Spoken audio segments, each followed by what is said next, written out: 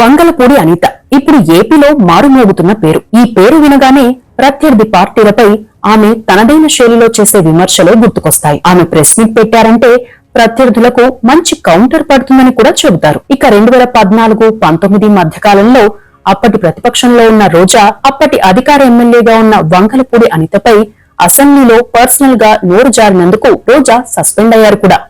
ఆ తరువాత press meet లో రోజా ఏడ్చారు కూడా.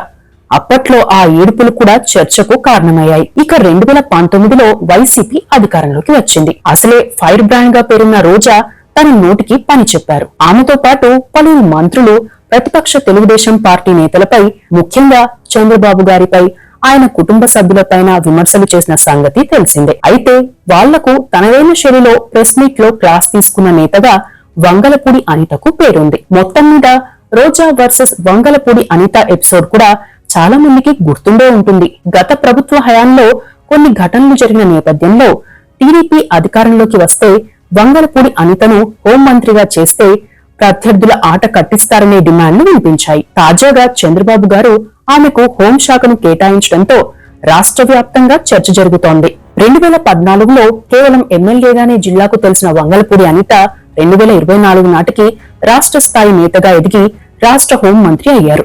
అసలు మారుమూల ప్రాంతంలో పుట్టి టీచర్ గా చేసిన వంగలపూడి అనిత రాజకీయాల్లోకి ఎలా వచ్చారు, ఎలా ఎదిగారు అనే అంశాలను ఈ వీడియోలో మనం తెలుసుకుందాం. వంగలపూడి అనిత గారు 1979లో ఉమ్మడి విశాఖపట్నం జిల్లా సబ్బవరంలో పుట్టారు. తల్లిదండ్రులు వంగలపూడి స్నేహలత, అప్పారావు. అప్పారావు గారు ప్రభుత్వ హెడ్ మాస్టర్ గా చేశారు. ఇంటర్మీడియట్ వరకు సబ్బవరంలోనే చదువుకున్నారు. అనకాపల్లి AMAL కాలేజ్ లో డిగ్రీ చదివారు. అనంతరం ఆంధ్ర యూనివర్సిటీ నుండి MA చేశారు. BEd చేశారు.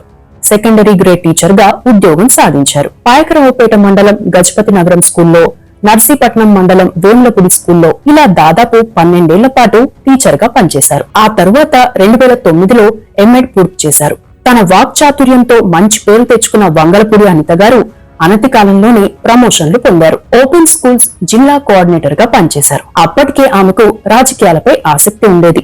దీంతో ఉద్యోగానికి రాజీనామా చేసి 2013లో తెలుగుదేశం పార్టీలో చేరారు. ఆ టైంలో తండ్రి సపోర్ట్ చేశారు. టీచర్ గా లోకల్ గా ఆమెకు గుర్తింపు ఉండేది.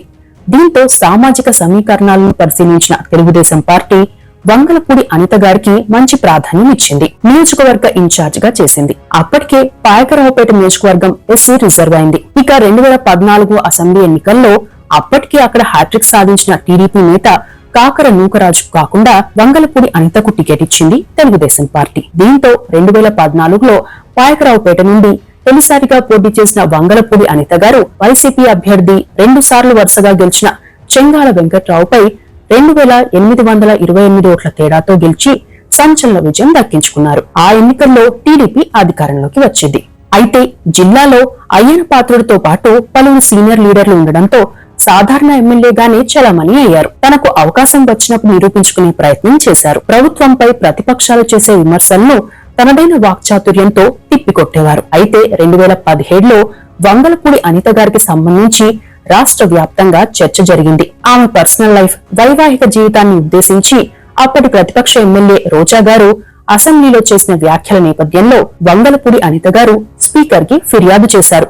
ఈ అంశంపై రోజా వర్సెస్ వంగలపూడి అనిత అనే చర్చ జరిగింది. రికార్డులను పరిశీలించిన అప్పటి స్పీకర్ కోడెల శివప్రసాద్ గారు రోజాను ఏడాది పాటు అసెంబ్లీ నుండి సస్పెండ్ చేశారు. దీంతో రోజా మీడియా సమావేశంలో కన్నీటి పర్యంతం కావడంతో పాటు చంద్రబాబు గారిపై తీవ్ర విమర్శలు గుప్పించారు. ఆ టైంలో రాష్ట్ర వ్యాప్తంగా వంగలపూడి అనిత గారి పేరు చర్చకు వచ్చింది. అదే టైంలో పార్టీ ఆదేశాలను ఫాలో అయ్యే వ్యక్తిగా, పార్టీకి విధేయురాలిగా పేరు తెచ్చుకున్నారు.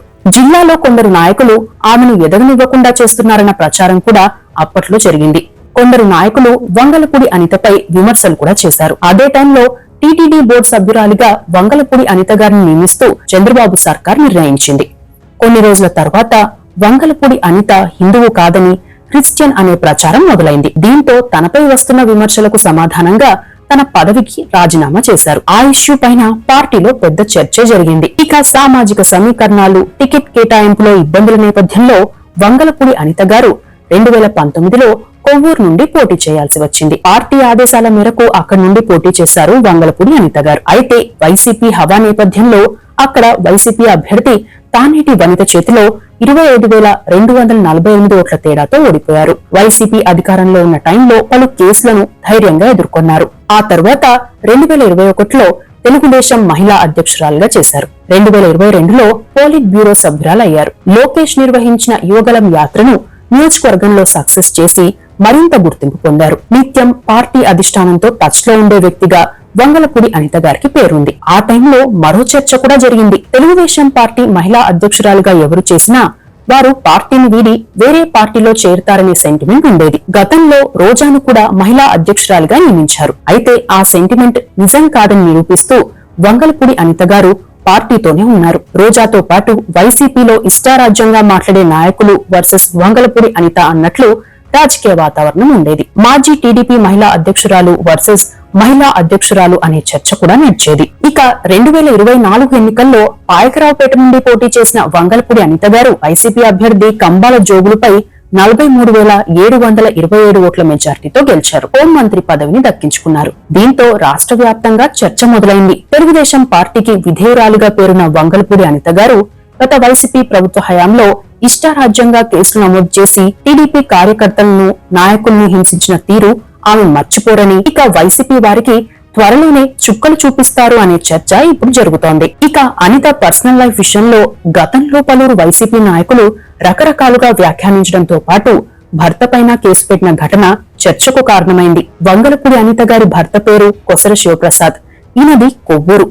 అనిత గారు డిగ్రీ చదువుతున్న టైంలోనే తన బంధువుల కామన్ ఫ్రెండ్ ద్వారా పరిచయం అయ్యారు. ఆ పరిచయం ప్రేమగా మారింది. అయితే ఇంట్లో వారు ఒప్పుకోలేదు. దీంతో పెద్దలను ఎదిరించి మరీ పోలీస్ స్టేషన్ లో ప్రేమ పెళ్లి చేసుకున్నారు. వీరికి 2 పిల్లలు.